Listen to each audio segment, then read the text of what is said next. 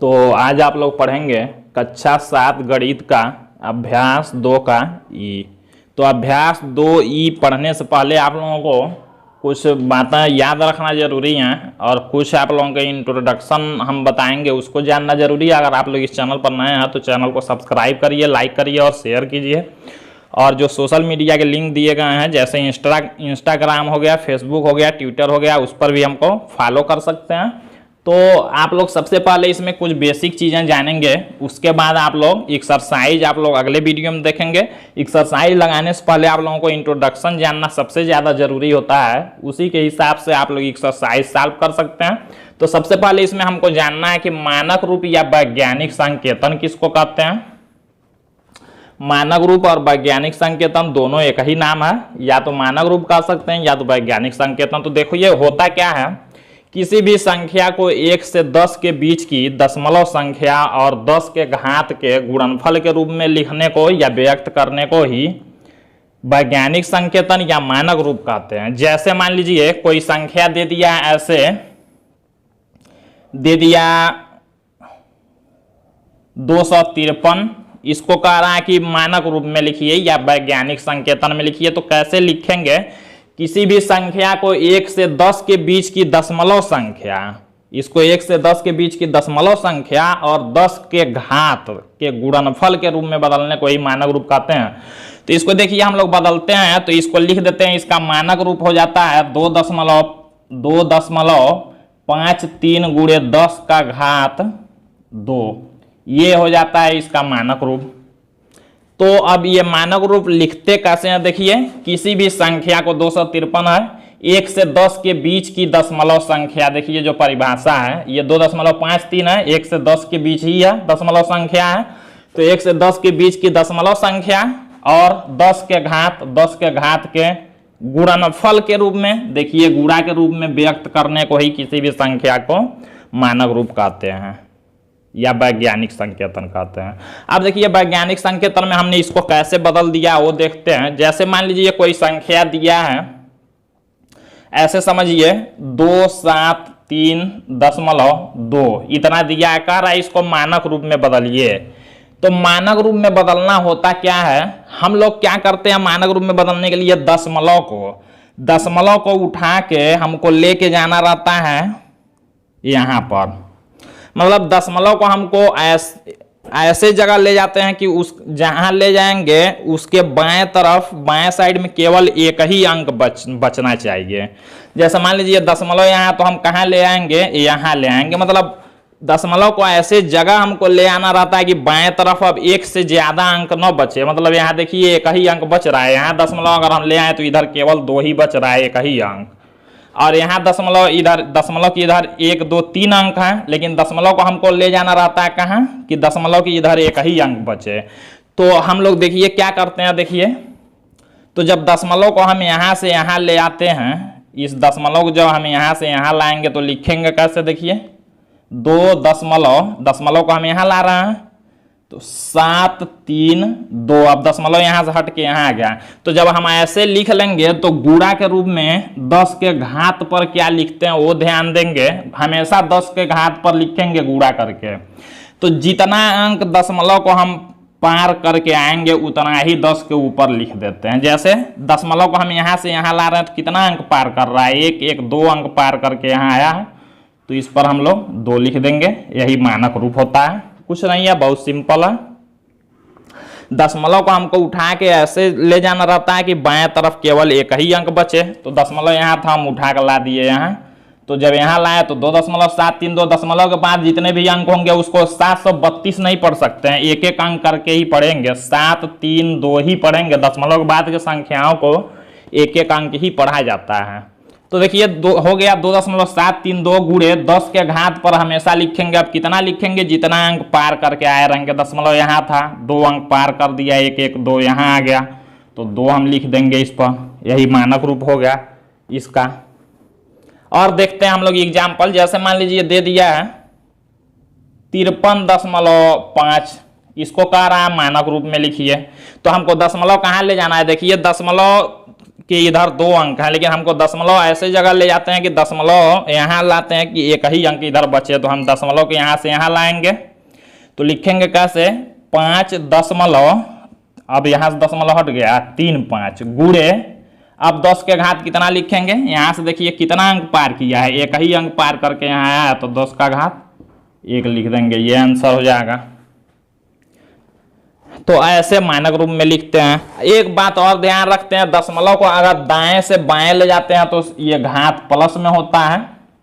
दशमलव को देखिए इस दाएं से हम बाएं तरफ ले जा रहे हैं तो प्लस होता है। अगर मान लीजिए दशमलव को इस बाएं से दाएं ले जाएंगे, बाएं से दाएं के तरफ लाएंगे तो माइनस में उतना लिखेंगे, उसको भी देख लीजिए। जैसे मान लीजिए ऐसे लिखा हुआ है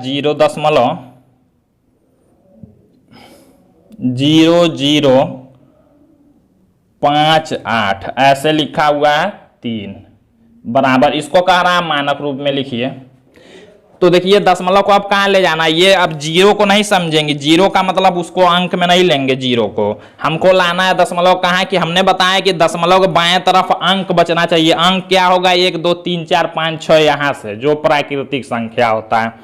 तो हमको दशमलव को कहाँ ले जाना है, जीरो का मतलब कुछ नहीं, हमको यहाँ लाना है, तभी बाएं तरफ एक अंक बचेगा। दशमलव को उठा के हमको लाना है हमको यहाँ, तो जब यहाँ लाएंगे तो हम कैसे लिखेंगे, अब जीरो अंक के इधर जीरो का कोई मतलब नहीं है, जीरो को छोड़ देंगे हम। तो लिखेंगे कैसे इसको, 5.83 गुणे, अब 10 का घात कितना, अब देखिए हम बाएं से दाएं तरफ ला रहे हैं, तो लाएंगे तो यहाँ गिनेंगे जीरो को, तब अंक में गिनेंगे। देखिए कितना पार करके आ रहे हैं, तो 1 2 और 3 संख्या पार करके आ रहे हैं, तो यहाँ -3 लिख देंगे, ये आंसर।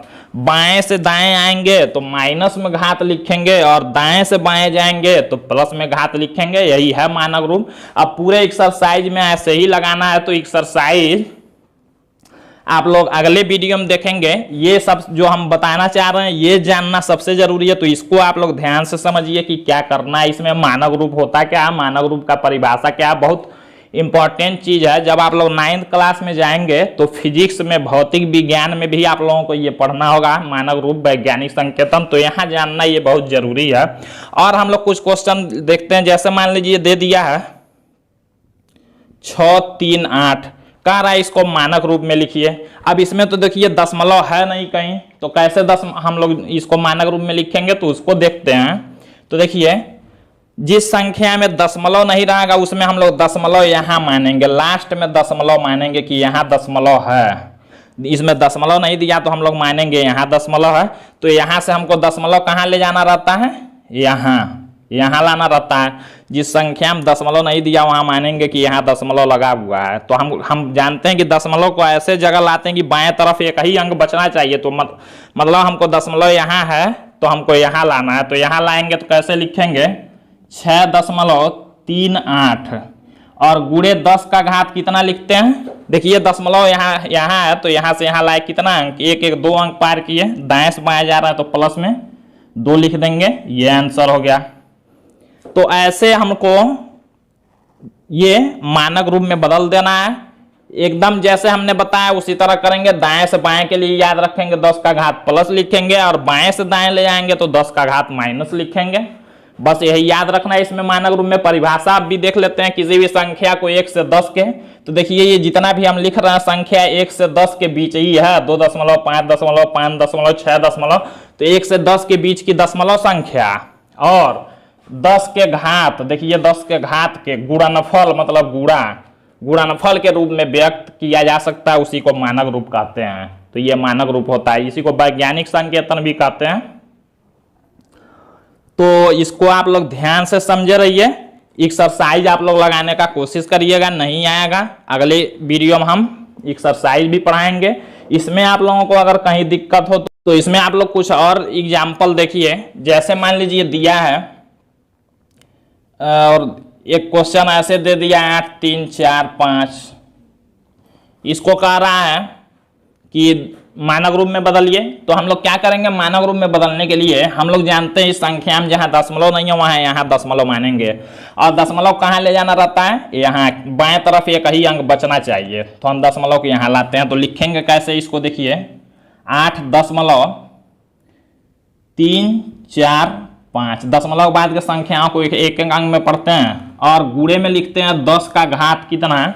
देखिए यहाँ दशमलव है, यहाँ ला रहे हैं, कितना अंक पार किया, 1 2 3 अंक पार किया, तो 10 पर 3 लिख देंगे, यही आंसर हो जाएगा।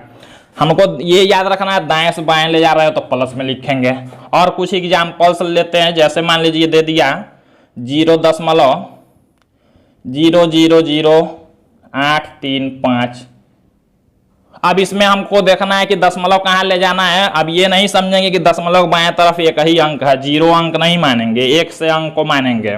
तो हमको दशमलव कहाँ ले जाना है, यहाँ 8 और 3 के बीच में, मतलब बाएं तरफ एक ही अंक बचना चाहिए। तो एक ही अंक 8 ही बचेगा जब यहाँ लाएंगे। तो दशमलव को हमको यहाँ लाना है, तो लिखेंगे कैसे, 0 इधर कोई मतलब नहीं, छोड़ सकते हैं। हम लिखेंगे 8 दशमलव, दशमलव जब इधर लाएंगे तो 8.35 गुणे 10 का घात। अब कितना पार करके आ रहा है, देखिए 1 2 3 4 पार करके आ रहा है, तो -4 लिखेंगे, ये आंसर होगा। माइनस इसलिए कि बाएं से दाएं आ रहा है, तो माइनस, दाएं से बाएं के लिए प्लस, ये याद रखेंगे। ऐसे मान लीजिए एक एग्जाम्पल हम लेते हैं, ऐसे दे दिया हो 2.43, इसको कह रहा है मानक रूप में लिखिए। तो इसको कैसे मानक रूप में लिखेंगे, हमने तो कहा है कि दशमलव को ऐसे जगह ले जाते हैं कि बाएं तरफ एक ही अंक बचे, यहाँ तो बाएं तरफ एक ही अंक है, तो कैसे लिखेंगे इसको मानक रूप में। तो इसको भी लिख सकते हैं। अब दशमलव को हमको कहीं नहीं ले जाना है, क्योंकि दशमलव के बाएं तरफ एक अंक है, तो हमको इसको ऐसे ही रहने देना है, 2.43 ही रहने देना है। और गुणे अब 10 पर कितना लिखेंगे, जब हम दशमलव को इधर उधर हमको नहीं ले जाना है, तो 10 पर 0 का मतलब हमको इधर उधर नहीं ले जाना है, तो 2.43 गुणे 10 पर 0, ये आंसर हो जाएगा। तो ऐसे मानक रूप में लिखते हैं, कोई दिक्कत नहीं है। एक्सरसाइज भी ऐसे ही मानक रूप में लिख के लगाएंगे। अगर और मान लीजिए एक एग्जाम्पल देखते हैं, जैसे मान लीजिए दे दिया 4 3 2 8 9.25, इसको मानक रूप में लिखना है, तो कैसे लिखेंगे। तो हम लोग जानते हैं दशमलव को ले जाते हैं ऐसे जगह कि बाएं तरफ एक ही अंक बचे, तो हमको दशमलव को यहाँ लाना है 4 और 3 के बीच। तो लिखेंगे कैसे, 4.328925 गुणे 10 का घात कितना, दाएं से बाएं ले जा रहे हैं तो प्लस में रहेगा। देखिए यहाँ से यहाँ ला रहे हैं, तो 1 2 3 4 अंक, तो 10 पर 4, यही आंसर हो जाएगा। यही मानक रूप या वैज्ञानिक संकेतन है। तो अगर आप लोगों को वीडियो अच्छा लगे तो लाइक शेयर और सब्सक्राइब कीजिए, और इस वीडियो को पूरा देखिए, एक एक बात ध्यान से सुनिए, हमने क्या बताया है, सारी बातें समझ में आएंगी। बहुत इंपॉर्टेंट चीज है ये मानक रूप वैज्ञानिक संकेतन। तो आज के लिए बस इतना ही। अगले वीडियो में आप लोग कल अभ्यास 2E का एक्सरसाइज पूरा सॉल्व देखेंगे। तो आज के लिए बस इतना ही।